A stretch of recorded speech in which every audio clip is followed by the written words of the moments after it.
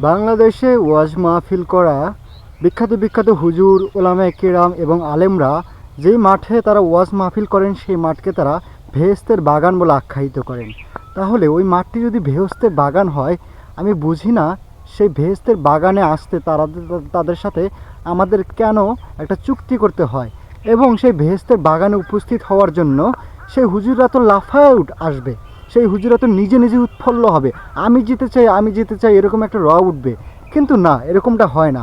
সেই বেহেশতের বাগানে আসার জন্য হুজুররা টাকা দেয়, মানে টাকা দিয়ে সেই হুজুরদের বেহেশতের বাগানে নিয়ে আসতে হয়। তার মানে কি, বেহেশতের তারা হচ্ছে শোভা, সৌন্দর্য। হুজুরদের ছাড়া বেহেশতের কোনো সৌন্দর্যই নাই।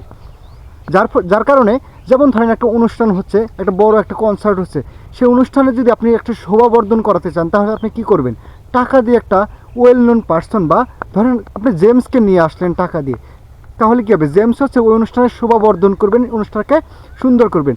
যেহেতু সেই ওয়াজের মাঠটা হচ্ছে বেহেশতের বাগান, সেই বাগানে সেই হুজুর আসে, তাকে টাকা দিয়ে ভাড়া করে আনতে হয়। তার মানে কি, সে বেহেশতের শোভাবর্ধন করে। ধন্যবাদ।